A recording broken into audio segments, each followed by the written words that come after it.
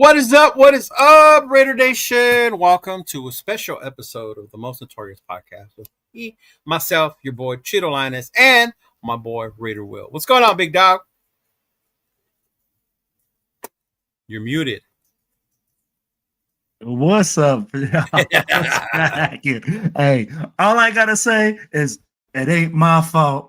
No. I do that. It ain't my fault. Thank you all for being patient. Thank you for being patient. But with it being a long, well, not long week, but kind of a long week because we'll play Thursday and we don't play again until Monday. What better way than to bring you a special guest, special person today? So let's bring him on. None other than our boy. Oh, where'd he go? He left. Oh. Vance.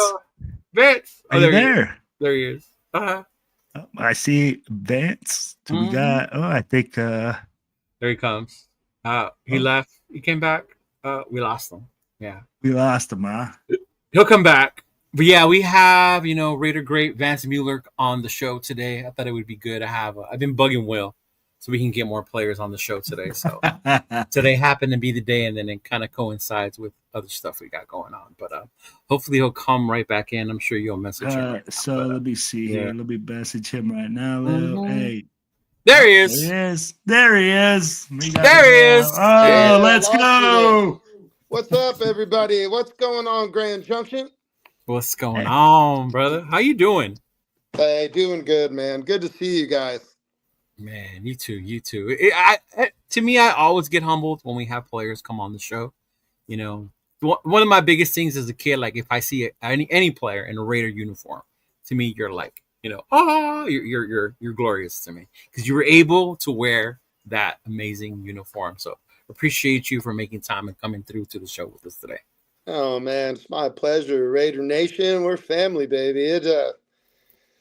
The Raider fans, I mean, it's like a lifestyle. It's like rock and roll. You either are or you aren't. And the ones that are in, they're all in, man. It's all right? Yes, sir. Yeah. But yeah, I was telling you earlier before we came on, you're from my era. You played with the Los Angeles Raiders. Yes, sir. Yes.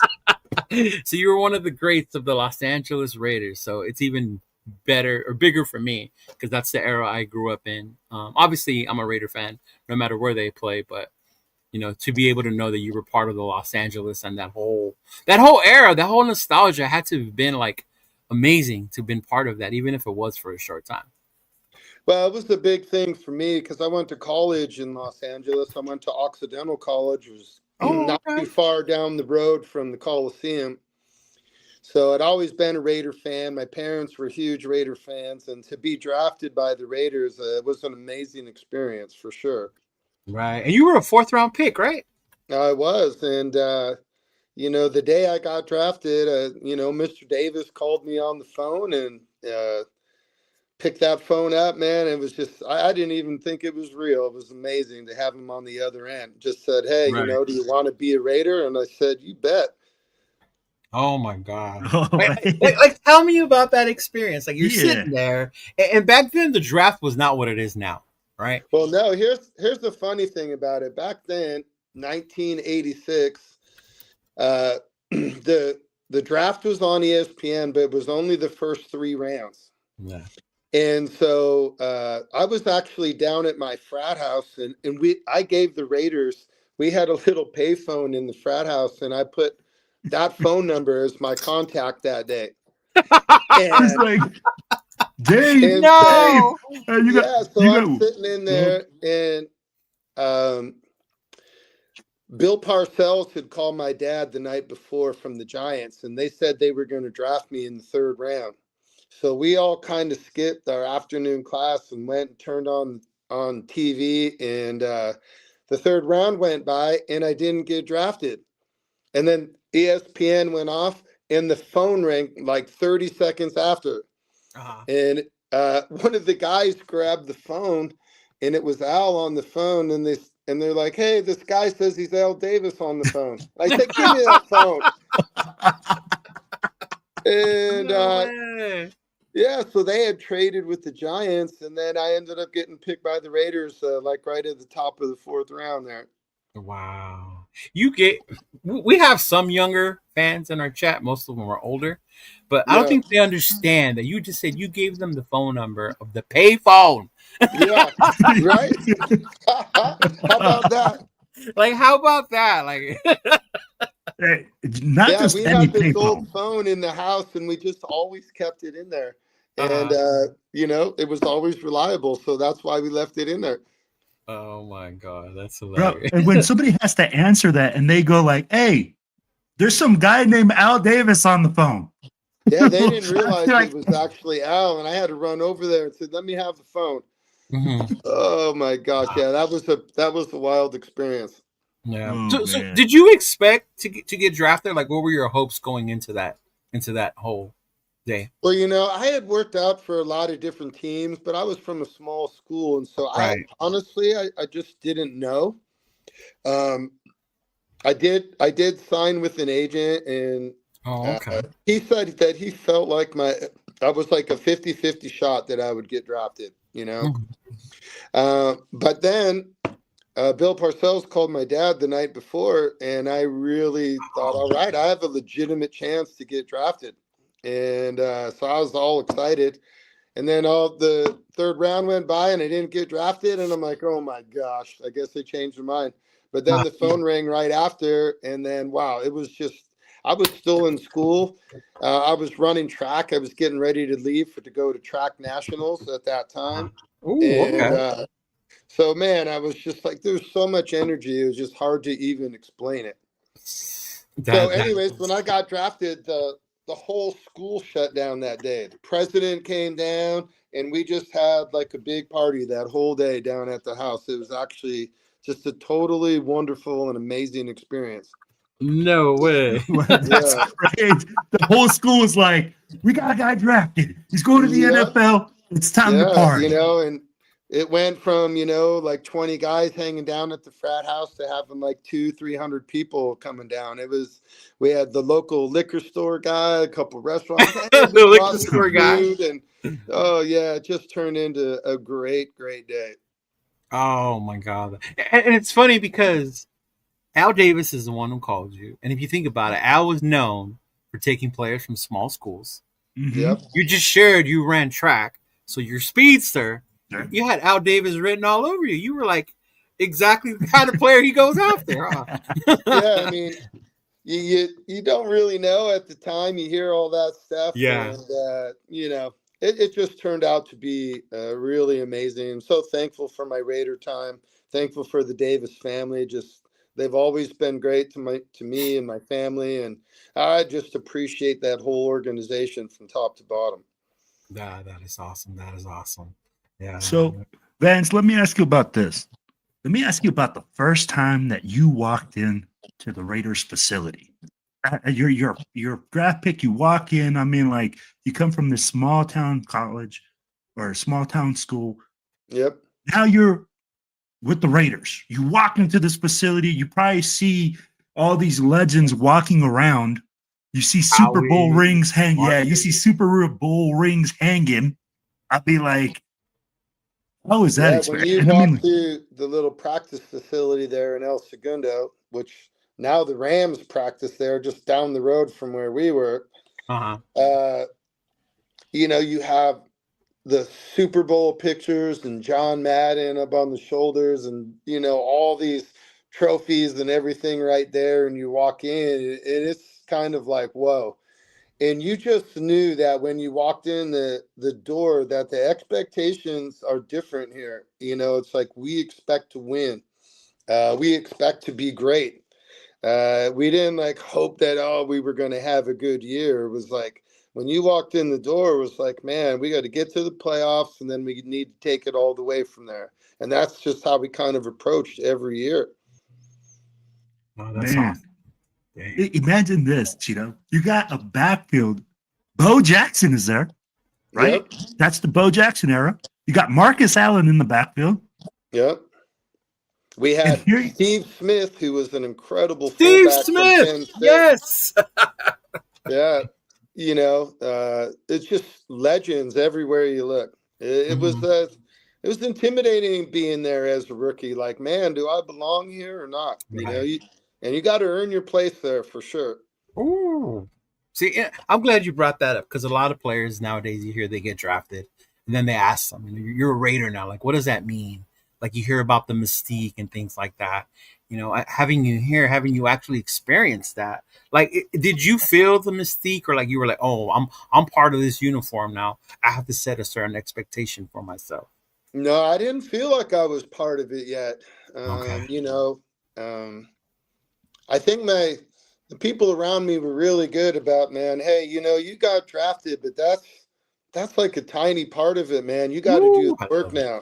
If you Yeah. want to be a Raider, man, you got to get your mind right to go in there. And I was so raw coming from a small school. I just didn't even really know. I mean, all Yeah. of a sudden you're playing with men. I mean, men.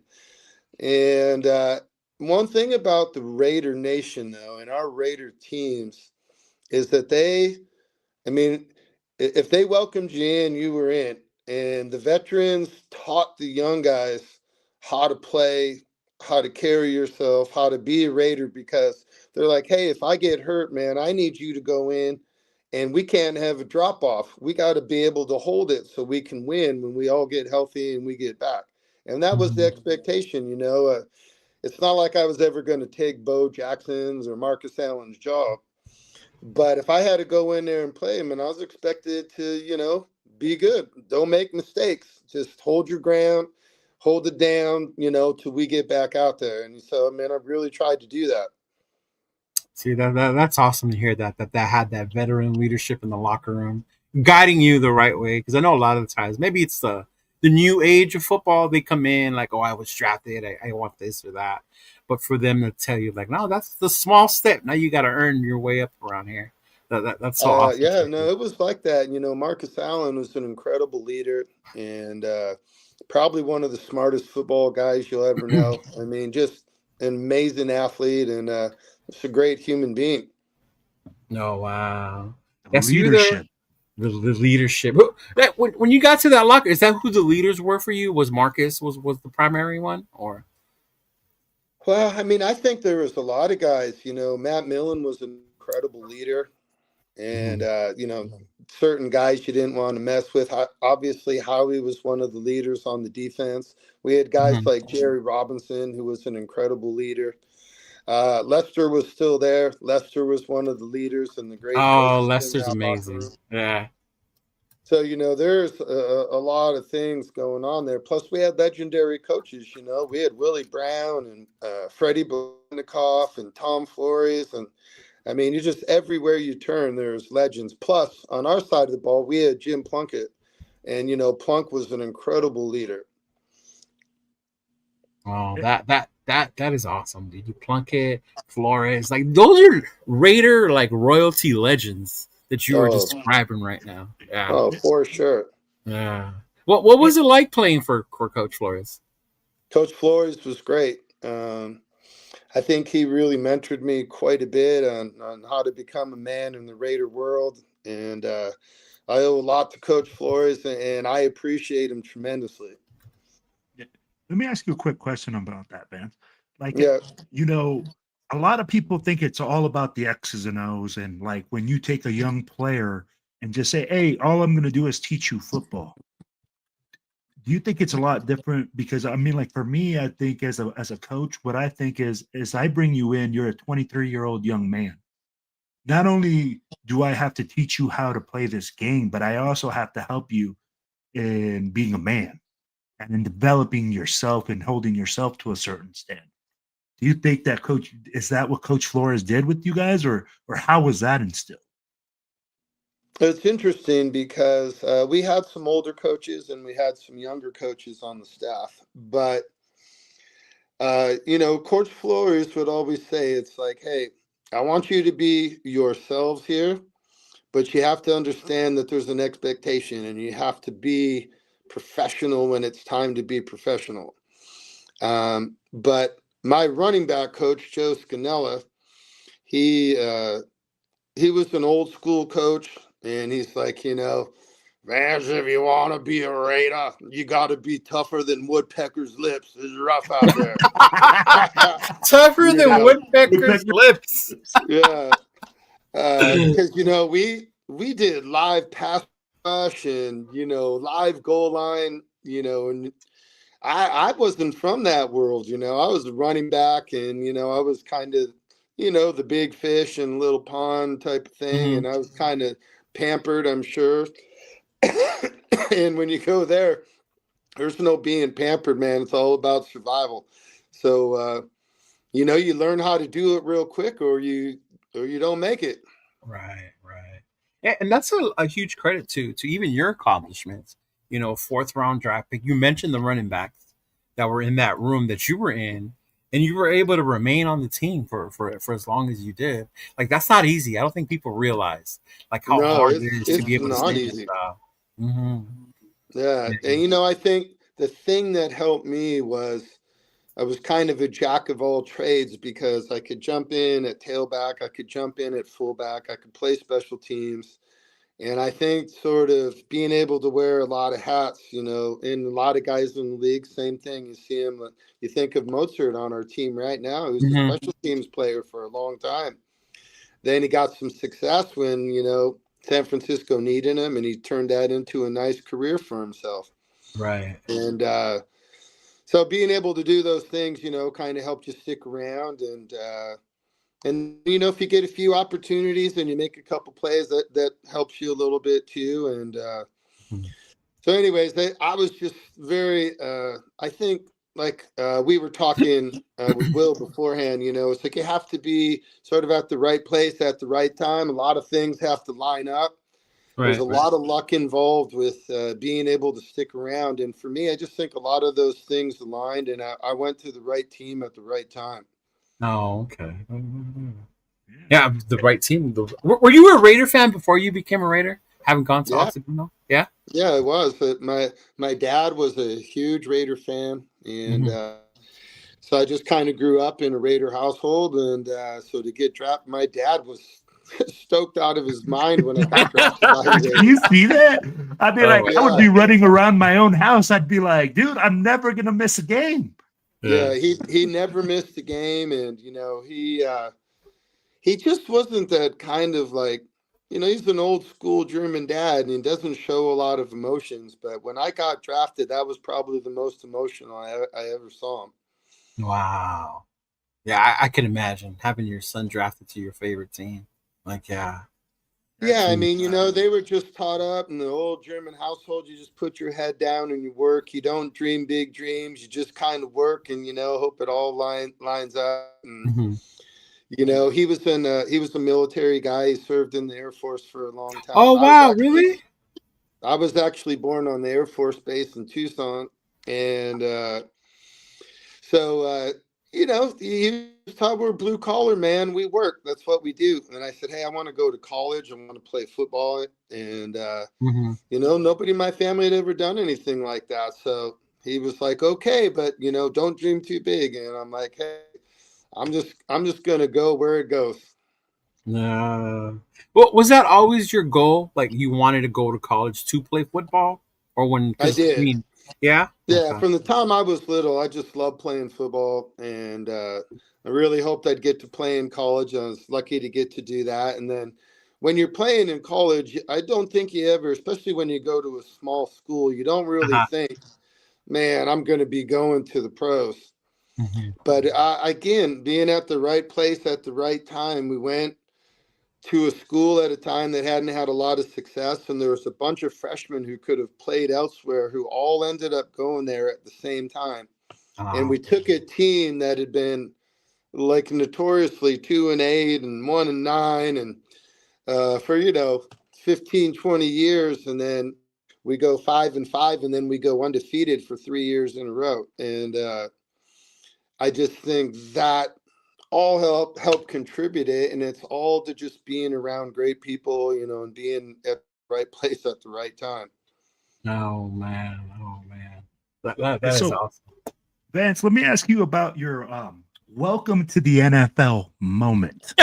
And you're like, hey, right? Yeah, we talked about getting drafted. We talked about this. I'm like, hey, let us know about the snobber knocker, snot bubble hit that you were like, hello. Well, my first one started in practice because the running backs in our system required to pass block.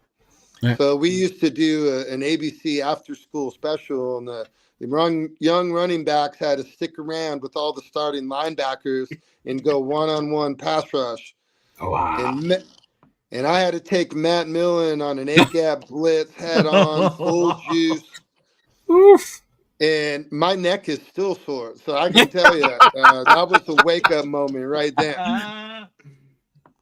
Oh, man. Matt Millen coming in full. Oh, God. Yeah. When I see Matt, I still tell him, man, my chiropractic bill, I owe it all to you, my friend. Good job. Dang, that is so cool. That is so cool. What about in a game? Like, did you ever get like, oh wow, that guy really does bring the pain like that? You played in an era where hitting was legal. Oh man, yeah, where you hit like a grown man. And I had to pick up some blitzes, but I would say one of my first moments is we were in Chicago playing the Bears, and we used to do this down block where the running back would come in and substitute for the pulling guard, and so I would have to take the interior lineman. So I had to take the fridge head on. And I can tell you that is the biggest human being that I ever come across in my life. Holy moly. The fridge head on? Oh my Lord. Yeah, that was something else. I don't think I won that one. I think if we got a stalemate, I did good. That is insane. Oh my God. That was the pretty intense Bears defense too back then. Oh yeah, they were good. There was always a challenge playing those guys. Oh my God. Man, he played in an era, man, where you're talking like Lawrence Taylor. You're talking like guys that were legit. I'd be like, guys that we talk about like still to this day. So I mean, like you could just imagine the brutality and the absolute physicality that was in that game. I'd be like, that's why they had to take it out of the game. It was a total different game. You know, you could get horse collared, you could do just about anything in those days. And you know, you had to learn how to do it for sure. And for me, I wasn't playing with guys like that, and it took me a year to learn how to do it. But when I came back my second year, I felt like, you know what, I trained like crazy in the off season, and I felt like, you know I can do this. So I hope I can make this team again and prove that I can do it. And so I was lucky enough to make the team, and then I felt like I improved, 200% from year one to year two, for sure. You're a rookie, you know, I feel like my head was spinning the whole time. You're learning the offense, you're learning the blitz pickups, you're learning all your special teams jobs and different techniques required in all those things. And, you know, I was an R3 on kickoff, which back then they could use a 4-man wedge on kickoff return, and they were all offensive linemen. And my job was to go down and bust the wedge. And, you know, I'm like, what am I doing? You know, you're just running down there like a missile, you know? Oh, no. You were the wedge buster. Oh, Lord. Yeah. Oh, my gosh, bro. Oh, it was a wild experience for sure. But, man, when I look back on it, it just, you know, I played 6 years, and it just seemed like it went by so fast. Because, you know, you're finishing up the year, the playoffs are over, and you're like, man, I got to get healthy. I got to heal up. I got to start training. Next thing you know, man, you're back in mini camp, and then you're in summer camp. So that off season isn't as long as us fans like to think it is, huh? It goes by pretty quick. It's not long at all, especially if you had, and everybody does, you have some dings here and there, and you got to heal up after the season, and then you have to get your mind and your body right and start training again.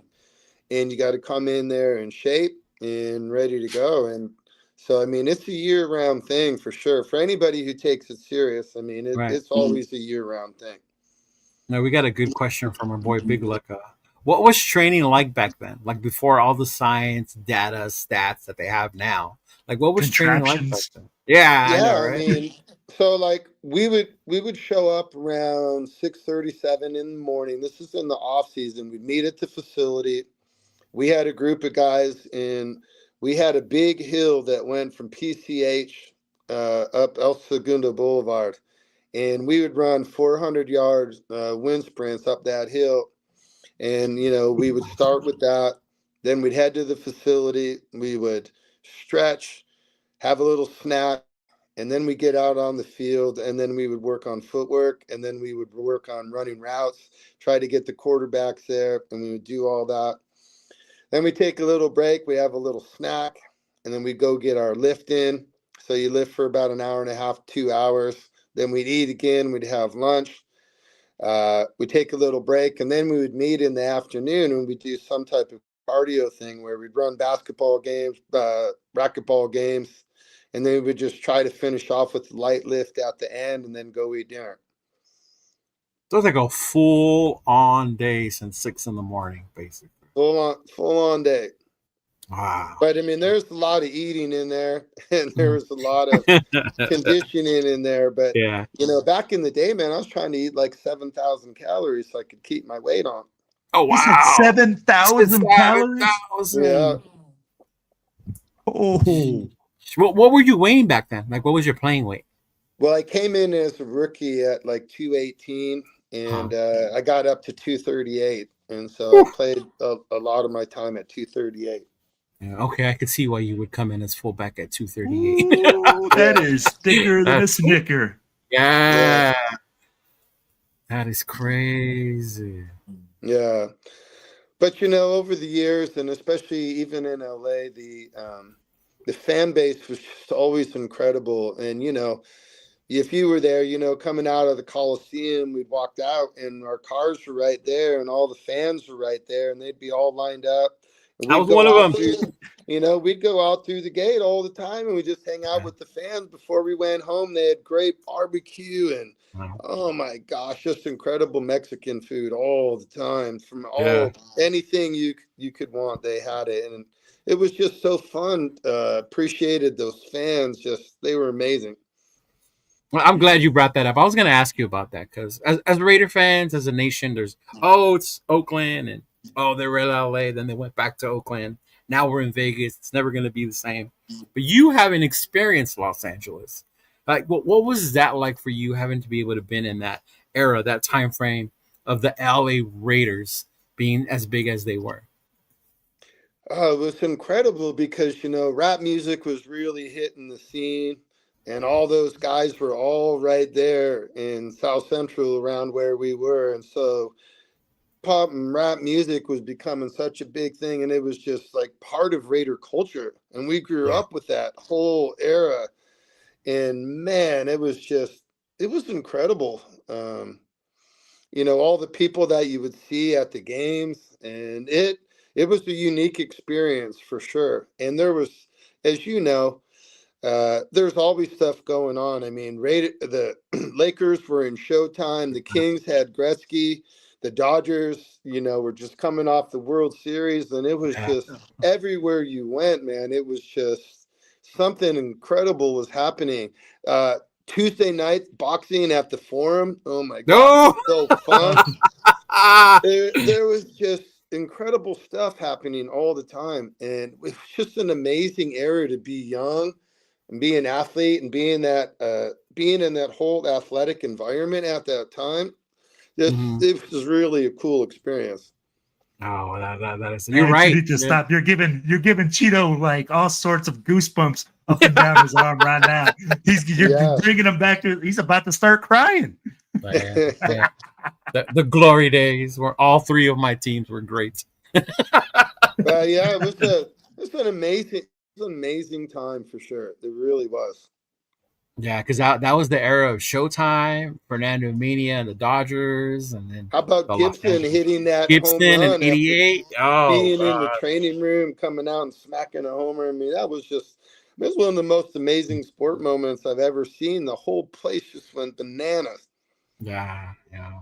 Now, I'm not a big USC fan, so I don't remember. But the whole USC thing too was really big back then. They were like that was Yeah, I mean, Mhm. we shared a stadium with those guys, so we were yeah. definitely in tune with those guys, and it was just a great era all the way around. Yeah. Is there any memorable moments you have from any game that you can remember from LA, the Coliseum? I mean, there's tons, but I mean, I think one of my biggest moments were playing the Chargers opening season in '88, and I scored 2 touchdowns in that game, and Uh start the season off, and I'm like, that was my first two multiple touchdown game, and I only had one other one, and so that was the big moment for me, and I kind of felt like, oh, this is going to be a great year for sure. Oh, wow, that must have been amazing having to score two touchdowns like that. Yeah, no, it was really good because I got one on a fairly long pass, and then I got one in a, I contributed a lot to a big drive down there, and I got to cap it off with the dive over the pile into the end zone for a touchdown. So that was just fun, and everybody, we were just having a blast, and it was really that was a fun game. Awesome. Oh man, I'm like, I'm getting chills right now. I'm like, I'm just imagining right now. You're like, oh, the crowd goes. Hey guys, I don't want to cut you off, but I have to go. Okay. I have to No get problem. back. I have somebody coming over to the house, and so I Oh, no have to get problem. No back. problem. No problem. Yeah. Thanks, Chip. But I just want to thank you guys for having me on the show, and I appreciate all the Raider fans. I appreciate you guys pumping the Raiders up. And, a lot of people are not sure, but I just feel like Coach Carroll and Spytech, you give them a year under the hood and then a chance to draft and manipulate things and build this team. I think if you watch them, even though we're not winning, you can see a competitive fire, I think, that feels different out there. So I feel like we're doing some good things. So just keep believing. Okay. Hey, keep believing. I feel like Coach will get this thing turned around. It's tough when we're not winning. And I know it's tough on the guys because, they're competing their butts off, man. They want to win. Nobody wants to go out there and fight like that and not win. I guarantee you that. So Yes, sir. they're fighting to win. And, we got a huge game against the Cowboys on Monday night. And, it's a winnable game for us. If we can just hold it all together, our defense played the way we did last week, and our offense can start clicking, I mean, we got a chance to beat them. So hang in there, guys. Hang in there. All you Raider fans, hang I in. love it. And let you know, man, all us former Raider players, we love the Raider fans. We appreciate the nation. We really do. We appreciate you guys. That's awesome. Appreciate Oh, it. thank Real you quick so before much, you go, Vance. give us a quick score prediction for Monday. It's so hard to say. I feel like it's gonna be like a 27 or 24 or a 24 to 20 game. I think it's gonna be an interesting game. I really do. I think a Okay. lot of people think that the Cowboys are just gonna come in there and throw all over us, but I think you're gonna see a fired up bunch. So I think it's gonna be a good football game. Awesome. Yeah, me too. Thank you. Thank you so much, Vance. We appreciate you for your time. Thank you so much, my brother. Hey, Western Colorado, let's go. Let's go. You already heard. Hey, all right, you guys, I appreciate you. Thanks so much for having me on the show. Hey, thank you for joining us. Thank you. We need to do it I'm again. sorry I got to run out on you. Oh, no problem. Thank you. No problem, Vance. Thank you so much for your time. All right, Appreciate you guys. you. I'll see you. Yes, Bye. sir. Bro, you Oh. took me back to the heyday of LA. Ah. And you know what? This is why I love doing these interviews, right? Because he gave us such a backdoor view of like, hey, what it is to be an LA. Like in those times, can you imagine that? Like, bro, you have Marcus Allen hanging out in like he's talking Matt Millen, you're talking Howie Long, you're talking about the guys that we freaking Bo Jackson. Bo Jackson. Jim Plunkett, 2-time Super Bowl winning, bro. Tom Flores. Yeah. Lester Hayes. Like, oh yeah, I was chilling with Lester. Like, oh man. The crazy thing is, like, he said, "Hey, man, I didn't come from a big school. Do you know how small the school he is? Have you ever heard of Occidental? Bro, it's small. Super small here in LA, bro. Super small. Yeah. Mm-hmm. And it was like he made it, you know. And Yeah. I was talking to him before in the green room, man. I was Mm-hmm. man, like you're living the dream, like to just sit there and like get drafted and come from out of nowhere to come. Mm-hmm. And he was like, he's a blue collar guy. Yeah, he said that about his dad. I didn't know his dad was in the military. That was cool. Yeah, I didn't know either. Yeah, especially with this month being, veterans and all that stuff. Yeah, man. I mean, like he's a guy that's down to the salt of the earth, and I really enjoyed interviewing. Man, what a great time. I'd be like, shoot. And you know what? And I'm glad he tapped into, because we didn't get a chance to ask him, but he brought up the current team and the state, the current state of the team. We come on here and talk about, oh, we're tired of waiting. We're tired. We want to win now. But to hear a former player come in here and tell us, like, we might not see it, but he sees it being a player, where the progress is being made, to be patient, what speed and Spytech are bringing, and to give them time, which is something we've said, right? Even as much as we don't like them right now, you want to change. Maybe your change isn't good right now because we keep doing these changes, So maybe letting time for some consistency on the team would be good for a change. What gave me hope was this, right? Hey, Big Lick is right. He still looked ripped, though. He did. He's still I'm not going to lie. Bro, when he said 240 or 238, I was like, oh, bro, I'm 240, but I mean, like, I'm a fat 240. He did this 240.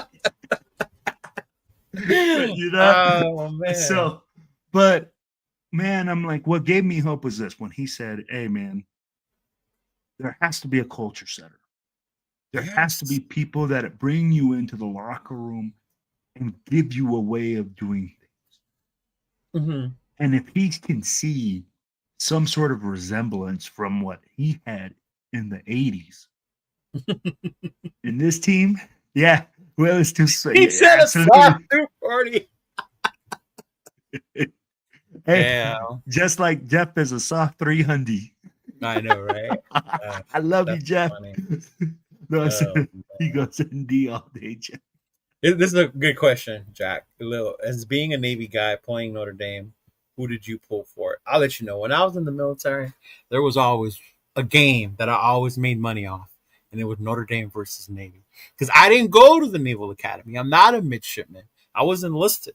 So I didn't care about the Navy football team the way they did, because some of them went to the academy and stuff like that. I always pulled for Notre Dame. Yeah. Mm-hmm. And I'll tell you like this: when I was being in the Marines, right, we're a Navy of the Department of the Navy. A lot of our officers are actually all go through the Naval Academy. Right. We had two guys that played for the Naval Academy. See, and they would always, be watching the games and be doing their thing. But it's really odd that there's really not that many fans for those academies outside of the people that go there. Mm-hmm. Or play. There's no really a fan base either, or your kid went there or your family went there, or something attracts you to those schools. It's not because, hey, I was in the Marines that I cheer for the Navy, or because you're in the Air Force that you cheer for the academy. Yeah, it's normally the people who went to the academy. Yeah. Mm-hmm. Even right now, like I had put a post on Veterans Day, and an old chief engineer is what we called him, but he was the officer in charge of us. He went to Michigan State. He didn't go to the academy. So this dude would always have Michigan State stuff, right? Like on college Saturdays, you'd see him wearing his Michigan State sweater and like repping that. Like, yeah. So unless you went there, or you had family members who went there, things like that, then those are the ones who will be backing up that team, which makes sense. Yeah. Mm-hmm. Exactly. Well, but man, Vance Mueller, like when you told me, I was like, bro, that's an LA Raider. Well, and the thing is to be brought back to those times where? Oh, he brought me back to them leaving the stadium. Because I legit was a kid, and I remember going with my uncles to the back where that fence he's talking about. Mm-hmm. And they would just come out of that fence like nothing. Come out, say hi to us, chill. People would give them food. They'd come out there with us. Because we would tailgate and still cook after the game. So we'd be out there fucking like reheating stuff and still going. And they would just come out there and just chill with you like that. It was so awesome. Yeah. I mean, not all of them. Obviously, Marcus never went out there like that, but yeah. Well, I mean, like, of course, because he's gonna get freaking like. Oh, you get bombarded, bro. Yeah. let me ask you this, Cheeto. What do you think has changed from those times to these times? Because I feel like in the 80s and in the early 90s, like fans and players had a real attachment to each other. Like they were more attainable to, the regular Joe. Now I feel like anytime that you hear about a player doing a signing or a player doing anything, it's really you have to pay for it. Right, you have to do extra, and it's like all these things. Before, it was just like, hey, if you got a signature, it's because you were waiting at the end of the game, and you were like the little kid. Yeah. So, what do you think has changed that has made it so different? I think one, I don't think it's so much on the players, but you see these people that get those signatures just to make money off of them. So that changes a lot of it too, right? Like getting those signatures and then instantly going and selling them online or eBay, whatever it is. So then it makes players more hesitant. Like, are you really getting this signature as a fan, or are you using it? Like, I know Aaron Rodgers was big on that. He got a lot of crap for it, I think like 2 years ago, not wanting to sign some guy's football or whatever. But he said, I know this guy. I see him all the time. All he does is get signatures and sell stuff. So it makes them a little more like hesitant. And then also too is it's the security. I don't think they come as close anymore. They're not allowed to, for various reasons, But I think back then it was a little different, a different time too. Like we all didn't have cameras. We weren't gonna bombard you with our phone and be all up on you. And if you said something, we're gonna post you like, oh, he said this, or oh, he pushed me. Like that didn't exist back then. Like you just went up to the dude, you saw him, and you greeted him. But I will say this, and it's funny you brought it up. To me, Raiders have been different when it comes to that, even when it comes to prices, with the exception of few. Bo Jackson, Marcus, you got to pay an arm and a leg to get their autograph. I get it. I've gone Arizona. I got a Lincoln autograph on a football. $10. $10. I've seen Lester Hayes at a store. $10 to get his autograph, bro. $10. Like nothing. And I don't see other teams do that. And like recently, the Dodgers just won the World Series, so they have all these players doing signings, right? They have like Kike Hernandez and Banda. Dude, Banda was like $100 to get his autograph. Kike is like $150 to get his autograph, and I'm like, Jesus, like that's insane. Like, but it's agencies that hire them and they pay them and they set up these meet and greets. But I think you can still find some like. Here in LA, the City of Industry, there's a place called Frankensons. They used to do this thing called like a Raider Fest, and Raider legends would come and you would get their autograph. Last year I got Rich Gannon and Tyree Wilson. Yeah. Tyree was like, I think I paid $60 for my girl. We got a picture. And then for Rich, she paid for Rich. Rich was like $40, $50, something like that. Yeah. Mm-hmm. Yeah, it's just a different time, different era. No, 100%. Yeah. Mm-hmm. No, 100%, man. But like, I just feel like back in the day, the players and the fans had a closer attachment. Oh yeah, for sure. Which I think you can, depending on your involvement with the team. Yeah. Yeah. We know people who know players like whatever. Yeah. Yeah. Yeah. And you're like, yeah. Like, hey, like this is McFadden. And you're like, bro, that's Darren McFadden. And they're just like, whatever, because they're always around and stuff like that. Yeah. No, absolutely, man. You also got to know how to act. And that's the thing, right? Like, I think, like you said, sometimes you do get those googly eyes. Like, and you know it, like, bro, Max Crosby walks in. Dude. So okay, that story. All right. Remember Story time. when they came out to Costa Mesa? Yeah. So they came out to Costa Mesa for training. Shout out to my boy Mario MC Raider. He got us tickets to go to the training. So we go. We're in there. It was closed off. It was cool. It was small. We enjoyed the training. So then we're walking, and then he goes, "Hold on." I'm like, "What?" Because the year before we had met some dude in Detroit who worked for player personnel. He's like, "I got a surprise for you. He's gonna bring Max over here." I was like, "Excuse me?" He goes, "Yeah," because Mario's his sobriety. So he's in communication with him. They share sobriety stories. So he legit has messages and stuff like that with him. So we're chilling, and here comes Max, bro. Everybody's gone just to say hi to me and MC Raider. And in my mind, I'm like, bro, just chill. Just like be cool. Be cool. Just he's a regular guy. Be cool. Yeah, and I was, yeah. Like he gave dabs to Mario. Hey, what's up, Mario? He's like, hey, this is my boy Cheeto. Da-da-da. Hey, bro, nice to meet you. Appreciate you guys being out here. Like, hey, can we take a picture? That's why I have that picture in the training field of me and Mac. I think Mario blew his up to like a huge picture and put it on his wall. But yeah, things like that. So there are still players that do things like that. But it's like I said again, if you think about it, if he does that for everyone, he gets bombarded. So I can understand why they don't do it all the time or for everyone. Yeah. Mm-hmm. Yeah. And I mean, like, but that's just an experience, right? Like that, and just like so Big Luck is saying that Bijan Robinson was like right in like their area at Pizza Hut, right? So I'll tell you like this: we were at the Super Bowl down there in when it was in Phoenix, right? Mm-hmm. They shut down all of Phoenix, bro. Who's walking next to me? Michael freaking Irvin, bro. Wow. Yeah, like he's just walking, bro, like next to me, and my wife's like, "Will, turn to your left." I'm like, "Why?" I said, "Why?" And she's like, "Turn to your left." I turn, bro. I said, "It's Michael Irvin," and he just turns and he's like, "What's up, man?" Just walking by, and I'm like, "Oh shit," you know. And I'm like, "Hey, that was the weekend that Warren Sapp got caught up." But you know, let's not get into that. Let's not get into that. Yeah. But hey, man, real quick before we keep going, shout out to those of you that tuned in. Sorry for being late. I was working. But those of you for coming into the chat, checking out our show, kind of a last impromptu show. But thank y'all for coming through, man. Appreciate y'all. We got to see y'all, got to hear some of Vance's stories. Obviously, me and Will clip it up. Yeah. Hey. And put it out there. But yeah.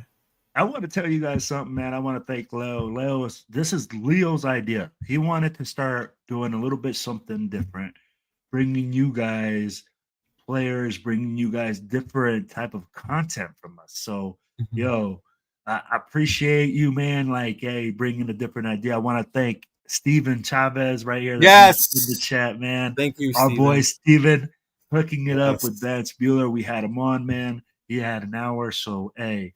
We appreciate you, man, and thank you so much, brother. Yeah, man, I'm still shocked. 7,000 calories, like Jesus Christ. Yeah.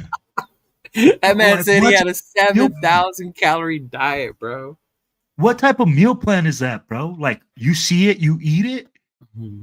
I know, right? That's the insanity. I was like, he said, and then he went from 218 to 2. Bro, that is 20 pounds. Of muscle, not fat. It's easy to go up in fat. People don't understand that how much you have to work, bro, to get that. And then that's where, like, I also appreciated that he put it in the type of work that they were dedicating to. This isn't just a week, like, you know, people think, oh, they just work out during the season. Mm-hmm. Oh, bro, he told you, hey, man, we are putting in work 8-9 months out of the year. Right. Just to get ready for the season. Mm-hmm. So I'll be like, and people think, and I think it's probably changed a little bit that the off season now is a little bit longer for them to rest. But bro, that's an insane thing.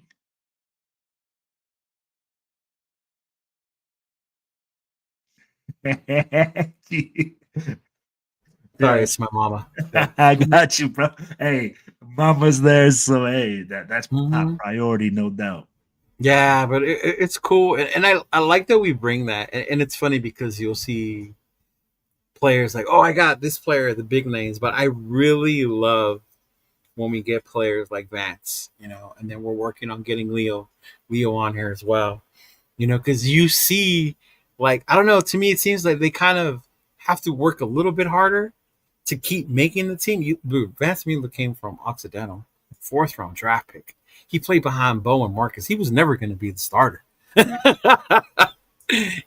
the work he had to put in and sacrifice to even be a part of the team and continue to do that. It's like, I love hearing stories like this. Yeah. Mm-hmm. Man, it's because people don't realize, bro, the type of work that these guys What put up, in, man? and you think like he's like a millionaire or something. That's just a retired millionaire, and he's not. He's a guy just working hard, just like you and I. Mm-hmm. And I'd be like, that's something that we spoke about. He's like, yeah, a lot of people think that just because you sign a contract in the NFL, that all of a sudden life is over and like you're all tied up and all done for and you got all this money. And it's not like that, man. And these guys are struggling on a daily, on a weekly. Oh, yeah. And he kind of hinted at it, and I don't normally like asking them about it, but when he jokingly said, I send Matt Miller, my chiropractor, Bill, like, these dudes go through pain afterwards from the body, the toll it took on them from playing for so long, as long as they did. And I'm glad you hit on it, bro. The physicality back then. Oh, just God, the way that they played the game. It was way different, man. I'll be like, he said it, man. We would go live. They wouldn't have the rookies stay after practice to go live with active middle linebackers coming straight down the pipe. I pictured it too, like an Oklahoma drill. Like, oh my God, and you're a rookie, and you have these big old veterans coming at you full speed. Like, oh my God. Like, Jesus. Yeah, and that's where I'm like, hey, man, I can really see that because as a coach, what do you say? Well, don't do any promos with no glasses. At first, I was like, who is this William character? Steve. Ooh, bro. What you want me to do all without? Man, I can't see nothing now. And Jeff brings up a good point. And I think maybe one of the ones we do in the future, I'll ask them about that. But you see the amount of injuries you see now happen, right? Mm-hmm. And how long it takes for a team to even get rolling now into the season. Before it's like, oh, they don't start rolling until like week 4 or week 5. The NFL Players Association has done a lot, one, to protect their players. So I'm not mad at that. I'm not mad. Because you've seen what happens. I remember when I met Otto, dude couldn't even walk. His knees were like shot completely, right? Some of the other legends I've seen, trouble walking. So I get why they protect them. But yeah, practices are cut short now. They can only practice so many times. They can only practice so long with pads. They can only meet up so many times in the off season, right? With it being a fine or considered illegal nowadays. So yeah, so I mean, and I get what you're saying, Jeff. Like, made them soft with all the limits they put on them. I don't know if it would make them soft, because I would still be, hesitant to take a hit from some of these fools. So I wouldn't say they're soft, but it's definitely affected, I guess, what you see on the field sometimes. Yeah. Mm-hmm. Yeah. So I will put it like this. You practice the way you play. And that's the way you do things. And unfortunately now, because of the limited reps and limited physicality that there is in practice, that's why you see an abundance of injuries, right? Because you try to go full go when you're practicing at half speed. Yeah, the tackling. Yeah.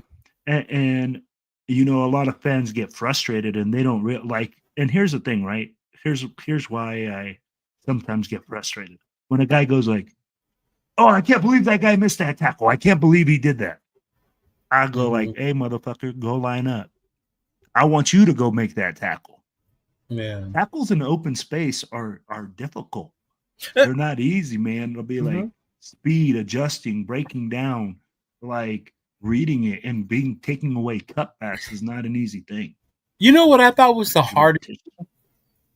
Was when they changed the way you had to tackle. When you didn't go crossbody anymore? Yeah, where you were no longer allowed to come in, head first, or which I completely understand why. But trying to reprogram someone who learned how to tackle their entire career that way from when they were kids, and then telling them, no, now you got to go like from the chest down, or things like that, and I could see why that would be hard for someone. Yeah, yeah. I think what the most difficult part of the tackle is now is the targeting area. Yeah, certain area, right? And now with quarterbacks, man. Oh my God. I'd be like, you can't finish a tackle, you can't hold on to them. Certain quarterbacks, because Gino got hit late and they didn't throw one damn flag. Can we talk?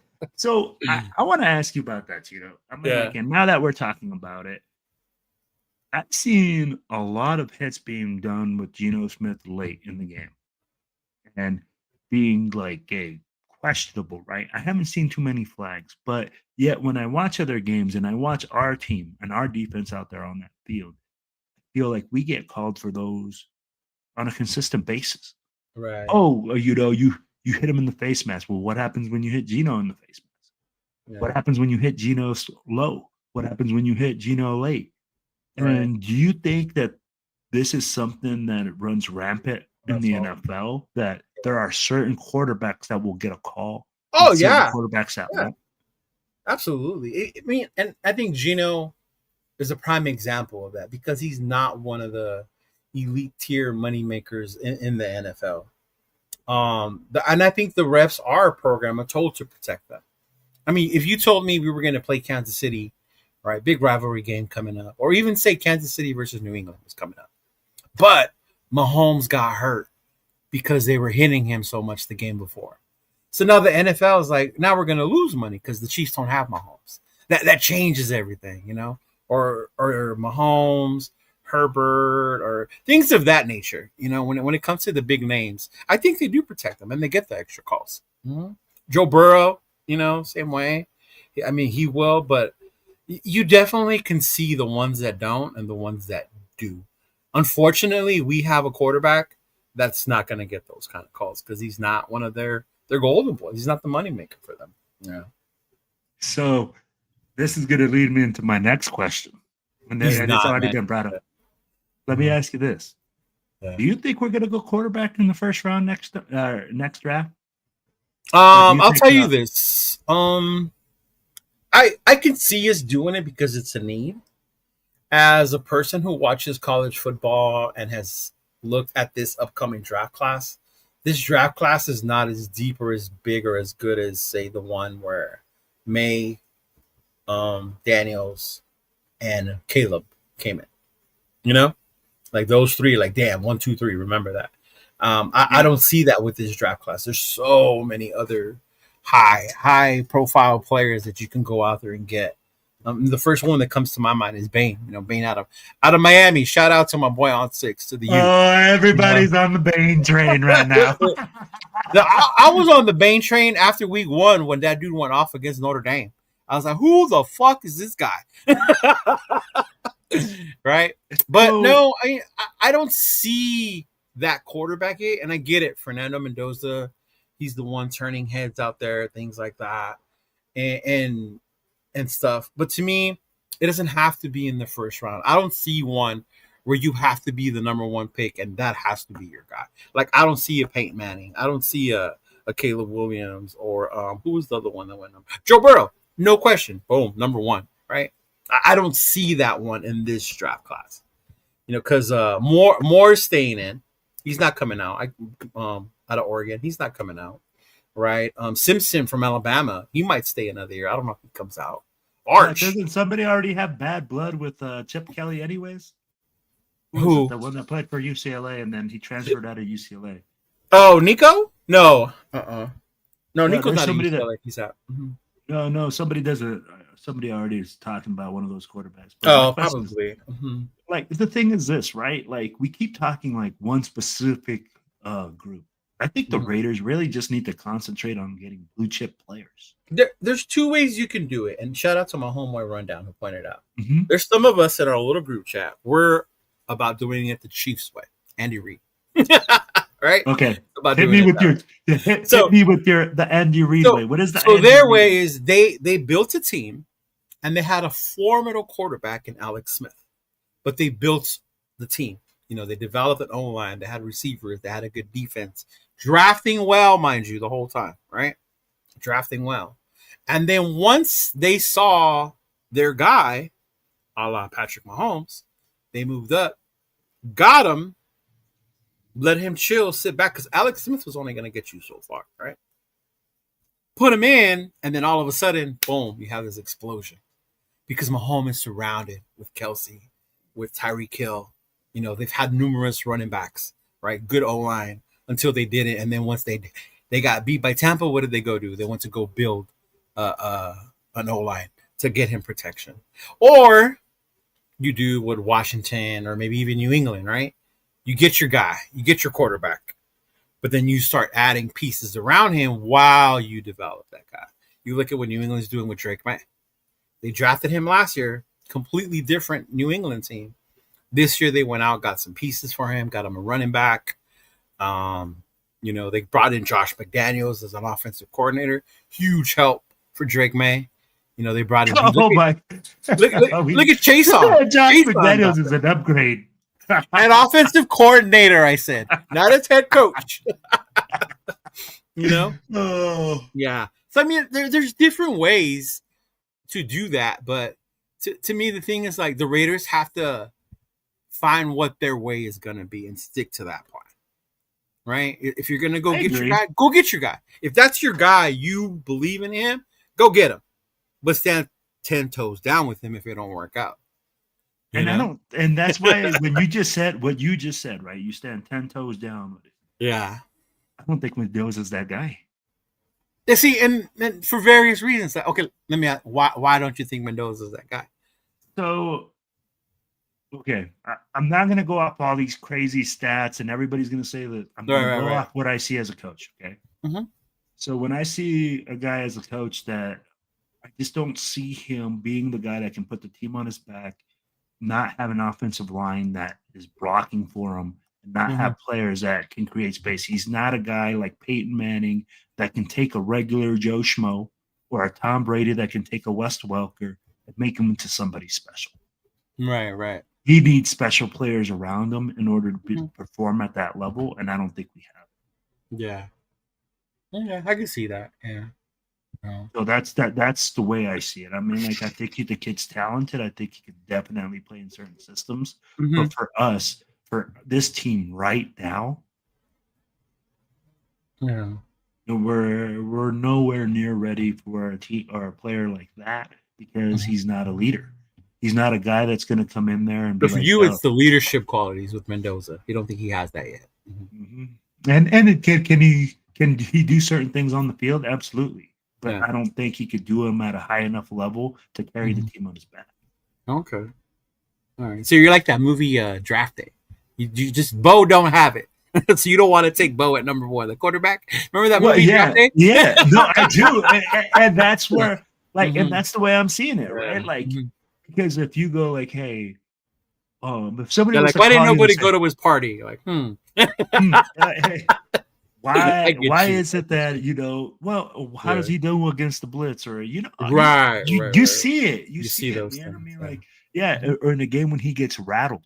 Bo Callahan, that was his name. Yeah, no, I get you. Yeah, Bo, this guy is in the movies, and it's funny because I get what you're saying about Mendoza, and I'm still waiting to see that it factor. The one that I like, and he's not really a first round quarterback because of his size. I like his story. And his leadership is Diego Pava out of Vanderbilt. Yeah. So, but I get made fun of because he's so small. So then they'll be like, "Damn, Leo wants a mini squad in the back." Because they make fun of Gentie's height already. We got Trey Tucker, and then you had our little quarterback. But here's the thing, right? Who cares? Drew Brees was a mini guy.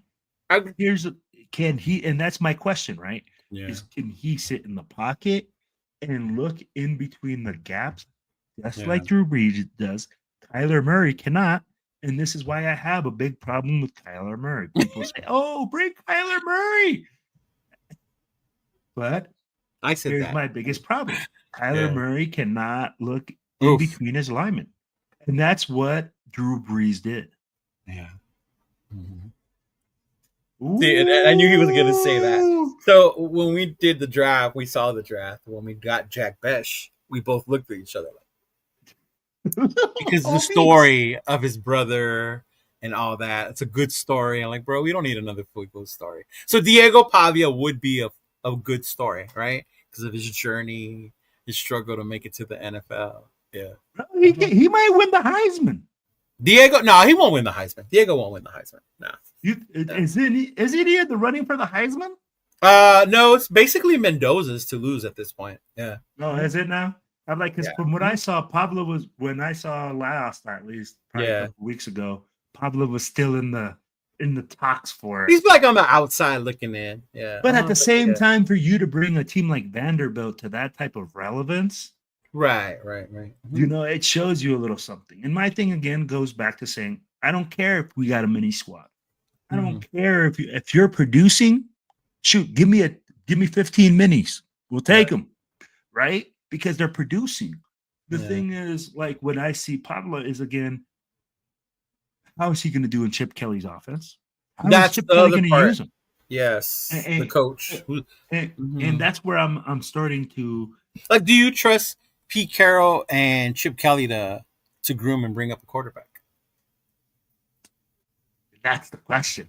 Now, you say we bring in Brian Daboll, I feel a little bit more comfortable letting him develop a quarterback, you know? So it's like, that's the other thing you have to think about. Who's the one who's going to develop this guy? And now that Daboll is an option, right? Mm-hmm. If he is, I don't think so, but I think he's going to go back to college. I honestly think he's going to take over Penn State. I think he's going to take a break because he's going to want a head coaching spot. Yeah. He's not going to want to be an assistant. Yeah. I don't know, man. Sometimes this NFL shit gets to you. Like, it's so much drama. Like, there's a college coach out there that said, I don't want to go to the NFL because you're not raising men anymore, right? You're trying to get millionaires to listen to you. Yeah. And that's a big difference. So let me ask you this, though. Cheeto. Okay. Mm-hmm. You got Chip Kelly getting paid $6 million a year. Yeah, man.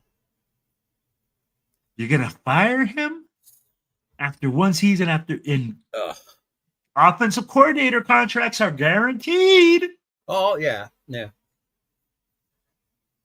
gonna how long was Chip's contract for? His is longer than Pete. Pete was 3 with the 4th year, so I believe Chip is 4 with the 5 year. Yeah. So you're gonna give up another $24 million for an offensive coordinator that's sitting on the sideline? No, that's crazy. I mean, like, and that's the other part. The team has to decide, like, are we going to continue this coaching cycle? Like Vance just said, right?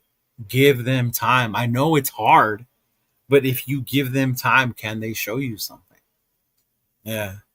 So let me ask you this. How long are you willing to wait? I think I said it a couple of weeks ago. I'm at the point where we've bringing in so many people and we only give them a year expecting that instant change. I want to start giving these dudes at least 2 years before we start saying get the hell out of here, no matter how the team looks, right? Now, if it gets to the point where they're lighting the building on fire and, we got this guy out of here, like with Josh McDaniels, then I understand you got rid of him for that reason. But if the team's playing, like I told you, these last 2 games, even though they were losses, that's all I wanted to see out of this team. Was a competitive game, even though it was ugly. But at least it was a competitive game. Blowouts? You heard me, yep. I hate them. All right? Kansas City game to me was the most disappointing, bro. 31-0. And Andy Reid took his foot off the pedal because it was Pete Carroll on the other sideline. Bro, don't you? I mean, like, and that was the toughest game, right? Because we didn't see any fight. And Vance said it, man, earlier. Mm-hmm. He saw the fight in this team. Yeah. And for you to see the fight in the team means a lot. That's what I'm saying. Yeah. What is Mark made 24 million with one event at Allegiant? Not my fault. He made a bad investment. Yeah, just make it right. You can highlight them, bro. You're a thing too. Yeah. Oh, Yeah. but yeah, man. I mean, like, See, this one's interesting because Coach Mike McDaniel's out of Miami. I like him. We both wear cargo pants with our leg up, so I like him. oh, wow. So I like him. I see what Cheeto's standards are for you. I like him. But in Mike, I don't see his ability to lead men. That's been his problem in Miami. I think he has an amazing, bright mind, but I don't think he has that ability to lead men. Can I just put it like this? Yeah. Some guys are built to be head coaches, and some guys are built to be coordinators. Yeah, and I think he's McDaniels is a fantastic offensive coordinator. Yeah. Offensive mind is off the charts. Mm-hmm. But when you talk about having discipline in your locker room and growing a culture, and this is the thing where Vance came on. He said, there was a culture. There is a way to do things in a way that I was taught when they came here. Someone said we need that back. Yeah. Uh-huh. Yeah, we need that. The Raiders need somebody to establish the locker room culture. And that's one thing I wanted to ask him about too. Like, I really wanted to see how important it is to have that locker room culture. Yeah. And I think I said this the other day in a video, and that's what frustrated me about what Butler said. Not so much what Butler said, but it was the fact that it started with the coaching. We were both in the military. Shit like that starts from the top and it goes down, right? Yeah. If your leadership is barking and arguing with each other, us, the ones who are supposed to be following them, we're following their lead. Like Pete's blaming Chip's blaming this dude, this and that dude. No, it's that guy. Oh, let's get rid of the special team coach. Of course, your players are going to be pointing fingers because that's what the coaching staff is doing. You got to set the culture. I'm gonna tell you, man, and when you get some of this is the sign of a bad team. Yeah, 100%. I'm gonna tell you. Adam Butler, while he has every right to feel that way, should address that in the locker room and should go, hey, you know what, guys? We're pulling our weight. We're doing our thing. Right. What the fuck? Straight up. You're right. But when I noticed that was not going to be a thing with this team was when the whole Wilkins thing came out. And it was about a complaint that someone went to HR. I didn't even know football teams had an HR, big dog. I was like, what do you mean a player went to HR to complain? Like, what? Well, and here's the thing, right? Yeah. Good teams have a good culture. They have a way of doing things. They have you come in and you understand what your assignment is as a rookie, what you're going to do. Coaches have set a bad precedent on this team with one. If you look at our offensive line. Our offensive line doesn't have any continuity. They got switched around. Players are feeling like, they're not being used correctly, etc. There's a lot of stuff going on in this locker room and in this culture that the Raiders need help with, man. Yeah. I'll be like, and it's sad to say because it's not just with the coaches, it's with the players as well. Right. I'll be like, tell me like this. Steven wants to know who our podcast HR is. Hey, you send that in that complaint right there to James. James. Make sure you said over there. Yep, James is our HR department here at the Most Notorious Podcast. So make sure you send him your complaints. And that's true what Manuel was saying. So at that point, who's the leader in the locker room? I'm going to tell you like this. We all say Max Crosby's the leader in the locker room, right? Mm-hmm. I believe that he's a leader in the locker room for the defense. I don't think he encompasses the whole team. Yeah. And I'll tell you like this. The reason that we say this is because usually when you talk about the offensive side of the ball, it's either going to be the running back or the quarterback that leads the team in that function. And Geno Smith has shown absolute zero ability. he tried to show that he was going to be, but his play has shown otherwise. Yeah. That again, zero ability to lead because players don't follow players that are struggling. Yeah. And that, you know what, you can hold other players accountable. Absolutely. Like when you say, hey, this receiver didn't run the right route. But again, why do it in public? Why not do it in private? Right. Mm-hmm. And everything the Raiders are doing is in public, bro. We look like the fucking Kardashians. Oh We're the my God. Kardashians of the NFL. Yeah, that's crazy. Bro, it's the truth. Look at every little single issue that the Raiders have. It makes national media news. See, the thing with Colton, I've told with Colton, but Colton doesn't seem like that vocal leader. Yeah. Mm-hmm. Colton is a leader for the offensive line. Yeah, but not even in that sense as a vocal one. Yeah, more like just the veteran presence. Yeah. And that's where, like, there's a difference, right? Leadership and being a presence there are two different things. Yeah. It's like when you went to the Navy, there was a guy that taught you how to do things, that showed you the ropes.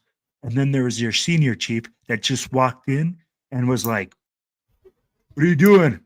Mendegas? Oh, nothing, sir. Or nothing, chief. Okay. Talk to you later. Mm-hmm. See what I mean? Mm-hmm. Yeah. So, I mean, like, let's look at that and let's be real. I don't think the Raiders have that right now. No, they don't. Mm-hmm. And are they developing that? I hope so. I hope they find it somewhere on the offensive side. I've always felt on the defense, Max is that. Right? Mm-hmm. Yeah. But I'd be like, no, we need a leader that's not. See, this is why you get HR called on you. Shit like that. Don't make me have to report you, Steven. I'm gonna release the video to make us famous. Oh man. Yeah. But what's the solution, Cheeto? I mean, like, and here's the thing, right? Like, we keep talking, everybody, and I feel like everybody on a podcast right now is, we talk about all the problems, and then you have Mitchell Rents with this freaking clickbait shit that he thinks fucking, like, we're going to land Dan Marino next week out of retirement, right? That's going to be the next thing. The Raiders need this. Yeah. Oh, there's really no one answer. No, and that's the thing. There's multiple ways. And like I said earlier, it has to be a way they find it and they need to stick with it. They're either going to go get their guy in the draft and build around him, or they're going to build and then find your guy to insert. One of the two. But they have to decide how they're going to do that. Mm-hmm. Yeah. So who is another possibility that you could see from all this disaster this year arising as a possible leader for our team next year? I would have said Adam Butler after the comments he made. I don't know. I'd be like, and that could be a part of learning. Yeah, you know how to be a leader. You know what? I hope someone like Chin, maybe on the back end. The cornerbacks, it's a room, it's new. Mm-hmm. But on the offense, I really, really wanted it to be JPJ. I did. I thought he was going to be that guy. I don't think he's, for whatever reason, he's not being allowed. I understand he has his flaws. I get it. He is not the most perfect lineman. He throws his body out there when he has no business throwing it. Yeah, I get it. Yeah. Mm-hmm. So, but I'll tell you like this. So, have you ever heard? Like, I don't think JPJ's that type. I think JPJ's a rah-rah guy. Like, I'll go kick his ass, but I just don't see him as a guy that's able. No, he's more like your pit bull. Yeah. Yeah. I don't see him as a guy that can lift that. But I don't think we have. You know what's funny? I think we traded away our leader on the offense. That's the sad part. Kobe? Mm-hmm. We traded him away. What do you think about his comments he said before the Jaguars game? We don't deserve him. We don't deserve a player like that. Dude, oh my, bro. When he came out and he said that, yeah. And everybody was like, oh, well, we should trade. And I was against it. I was like, bro, I don't want, but he's a good guy. That right there, bro, was like to me, was like, what the fuck are we doing? Yeah. I need 10 of those guys on my team. Mm-hmm. Willing to go, hey, you know what? Guys, it's going to turn around. Keep fighting. Yeah. Keep doing you. To my guys in Vegas. Bro. Yeah, it's hard. I don't think we have one yet because we're either we have a veteran who's been here so long and they're not leaders, or we have really young guys that we need to still see who they are to be able to find that on the thing. Like I can see Ashton eventually becoming one. As more of a veteran presence, as I could see him becoming one. Right now, no. Mm-mm. Yeah. Jackson, Brock Bowers. Yeah. I'm more of a rah guy. It's not bad, I like when I see people put their names as JPJ in the chat. Yeah, hey, JPJ, yes, you are more of a rah guy, bro. Mm-hmm. Yeah. But so you said it, right? Ashton Genty can become that part of a leader. But Tito, it takes a certain personality. It takes a guy that's vocal. It does, but also the organization. Like, I know people like to blame Kobe, like, oh, if he was that, he wouldn't have asked to leave. No, but the organization has to have some accountability as well. How are you treating your leaders on this team? 100%. This is a two-way street, bro. Here's the thing. People think that the Raiders are like, oh, everybody should give up everything to be a Raider. This is a only freaking business. This is a business. Okay?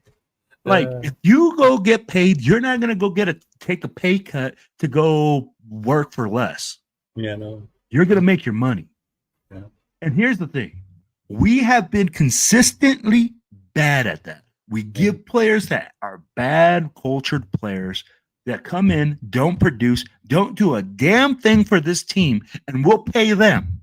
Right. But a guy that comes in and sacrifices, has been here with bad quarterbacks, has been here through the good and the bad, and is still a positive guy, we're going to send him off, and we're going to say, hey, thank you so much, but we're going to get a 4th and a 6th round pick for you. Yeah. Mm-hmm. This is why we're consistently bad. Yeah, we don't deserve good players sometimes. Mm-hmm. And until that changes, I think it's going to stay that way. Like when people say, like, oh, they could have signed this guy, they could have signed that guy. Why did those guys decide not to come? And let's look at it. we had Robertson, he left. Meek left. Yeah. He left. We had Spillane. He did good for us. We let him walk. We keep letting all these guys walk, man. All these players that produce, but the reason is one key thing that you said. Mm-hmm. Because we have so much inconsistency up top. Right. Guys just get changed around. Shit, Raiders don't deserve us. 100%. Some of us, not all of us, Steve. Yeah, that's true. That's 100% true, man. But it's sad to say. And again, now that we're struggling this year and we're saying, hey, let's give some stability. Yeah. How quick are the fans to immediately say, hey, we're struggling, fire them? And that's why I say only some of them. Because even as a fan base, we've gone a bit delusional where you like, oh, fire this guy and bring this guy. He'll change it. We keep doing the same shit over and over. And I get it. You get tired of it. But then we act like we weren't for it when it first happened. Like people who shit on Minshew last year, right? Half those motherfuckers were for it when it started. And then he starts playing bad. And the same thing with Geno. Some motherfuckers were all about Geno and Geno this and the most accurate and putting up stats of how he plays indoors versus how he plays outdoors. And now all of a sudden it's like he's trash. Like, and if imagine the fans thinking that way. Imagine if that's how the team was run. We would you just spoke so much truth right there, bro. Yeah. Because I'm gonna tell you like this. I remember when Gardner Minshew was signed, we had our super fans, quote unquote, right? Mm-hmm. Dressing up as Gardner Minshew and like looking like Gardner Minshew because they thought, oh yeah, great player pickup because he just came off his Pro Bowl No, or no, no. something like that Great season. player because he's a hippie that lived in a fucking van.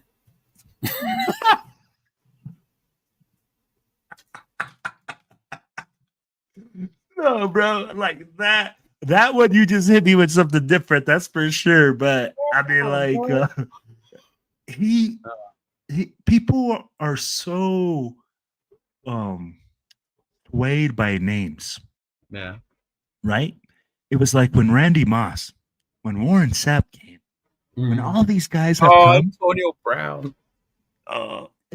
Nomás para venir a cagarla, güey. Bro, when I tell you. And I had to say it in Spanish, guys. I'm going to tell you guys like that. They just came to shit the bed. Mm-hmm. So I'd be like, and that's where I have a hard time. People telling me, oh, just one player. Yeah, oh, and that's why I told you 2 ways. It's either you do it hopefully you hit on a guy and it happens instantly, or you let them try and build something and then you work your way up to that. Yeah, so no, absolutely. Yeah, I gotta get back to work. But hey, you know what? I like this. If this works for you on Friday, we might start doing something in the middle of the day on Fridays like this. Yeah, we'll do a lunchtime lunch break. And we could definitely add the SAP button for when William starts to talk in Spanish. Yeah. Yeah, for William. Guillermo. When Guillermo starts talking in Espanol. Bro, the other day someone said my full legal name in the work chat. What the fuck you saying my whole ass name for? No, hey, the only person that uses my full legal name is my mama. That's when she's pissed off, bro. And that's what I told people. Someone said my name, and I only my mother and my father use my whole last name. And when I hear that name, I get up. So don't do that. Man. But hey, man, I appreciate you having Vance on here. Hopefully we can get some other guys to come up here, talk it up. Sorry, today was just one of those things where there's stuff going on at work and I got extended, and but normally the time frame is free. Mm-hmm. We all know Cheeto's always late. He's Mexican. Shows up 15 minutes late to everything. That's not true though, because I was in the military, bro. I am very punctual. People sometimes think I'm weird because I get upset if we're late to a movie. Like, they don't understand. I need time to stand in line, get my soda, get my popcorn. I want to sit down and be comfortable before the trailers come on. Hey, I ain't gonna lie, bro. I'd be on Mexican time. I was in the military, and people be like, you're only an hour late today? You're on time. I really try not to. It's just balancing work and this that makes me late. But for the most part, I am not a late person. The one time we were at the movie theater, I was getting so impatient. My brother legit told my girl, I'll stay out here with you and get the snacks. Just tell him to go inside the movie theater and sit down. Because my brother's about to lose it. And I was about to lose it, bro. Yeah, bro, that's crazy. Because if with me, bro, it's totally opposite. My wife, she's the one pushing and going we gotta be there fucking on time. But I'm like, I'm brown. I have an excuse for being late already. It is me. I was just it is me that makes it late. And it's normally because I'm driving, coming back home from work. And I have to get here and then log on and all that other stuff. Yeah. Mm-hmm. Yeah, absolutely. Always thinks it's man. It's Leo. It is. Hey, but Leo, hey, I appreciate you, big dog, guys. Everybody in the chat, we appreciate y'all for chiming in, being on this. And like Leo said, hey, you guys enjoyed this. We're gonna keep doing this on every Friday afternoon, having you guys come in, chime in. We'll have some fresh new shows. We'll have some fresh new guests. And hey, we'll be concentrated more on getting special guests on this show and stuff like that. Sure. So that way you guys know on Tuesdays it's gonna stay legit. It's gonna stay all TBH stuff. But other than that, shout out to the homie Steven for helping with today and making that happen. Appreciate it. Yes, sir. I can't wait to have him on here as well. Hey guys, make sure you guys hit that like, share, and subscribe button. And anytime you guys are in any of our chats, man, if you guys are on that YouTube, do us a favor. Get in that little click and go over to the right. It's going to say hype. Click on that little hype stream. Oh, I saw that button. Yeah. So what it does, it puts us into the live stream chats. It gets us more active. It makes it so the live stream blows up. So do us a favor. Anytime you guys see us, our boy Raider Jeff, you see us. Hey, what's up, sis Marlene? see any of us, put us in that hype stream, man. Maybe Raider Nation will listen. Maybe the Raiders won't. But at the end of the day, it's all about one nation. It's all about one team, baby. All right. It's all about the Raiders. Peace out, fam. You guys take it easy. Trees all shake and quiver and quake as he robs them of their gold. The autumn wind is a raider, pillaging just for fun. He'll knock you round and upside down and laugh when he's conquered and won.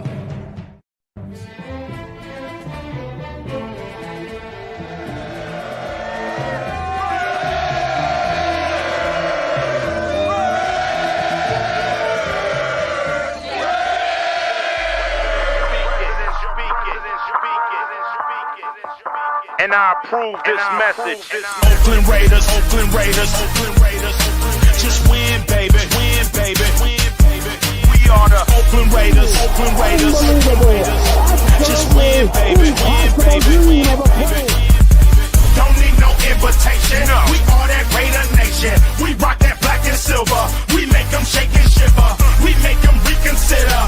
And we still committed. So if you want a piece of this, you can come and get it. Touchdown, touchdown. Let's throw a bomb on first down. Let's throw a bomb on every down. First we score, then we clown. Having fun, look around. Nobody loud as a Raider crowd. Nobody proud as a Raider crowd. NFL, how you like me now? We gon' do this open style. Nothing but action. I'm Bo Jackson, hit the hole. Run you over, goal line. Jumping over, going crazy. Lose your soul, lose your mind in the black hole. Here's the goal, Super Bowl. And everybody here, get the goal.